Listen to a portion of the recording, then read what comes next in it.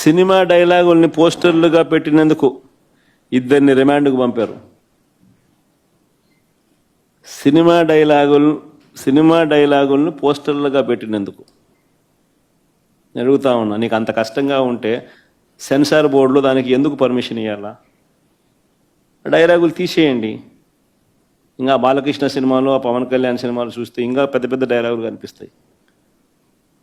నాకు ఇప్పుడు ఇక్కడికి వచ్చి ప్రెస్ మీట్కి ముందు శ్రీహరి నాకు చూపించినట్టు కొన్ని డైలాగులు, ఆ సినిమా డైలాగులు, వాళ్ళ సినిమా డైలాగులు చూస్తే ఇంకా దారుణమైన డైలాగులు.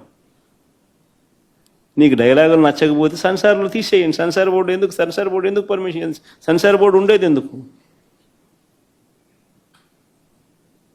అంతేగాని ఆ సినిమా డైలాగులు సినిమా వచ్చిన తర్వాత, రిలీజ్ అయిన తర్వాత ఆ సినిమా డైలాగులు, ఆ సినిమాలో మంచి పాటలు ఉంటే ఆ మంచి పాటలు అవన్నీ న్యాచురల్గా ప్రసిద్ధి చెందుతాయి. ఆ సినిమాలో మంచి పాట ఏదైనా ఉంటే ఆ మంచి పాట పాడినా తప్పే అంటావు. ఆ సినిమాలో ఏదైనా మంచి డైలాగులు ఏదైనా వీళ్ళకి నచ్చితే ఆ నచ్చిన డైలాగులు వీళ్ళు పోస్టర్లుగా పెట్టినా తప్పే, వీళ్ళు మాట్లాడినా తప్పే, వాళ్ళు చేసిన యాక్షన్లు వీళ్ళు చేసినా తప్పే.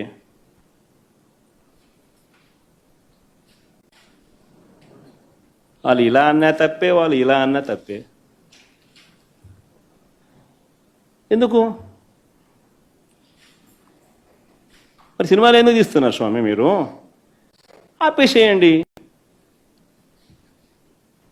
మూసేయండి.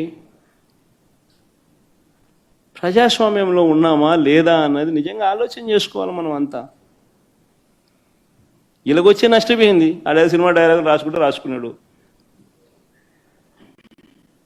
పాట పాడితే పాడినాడు, డైలాగులు కొడితే కొట్టినాడు.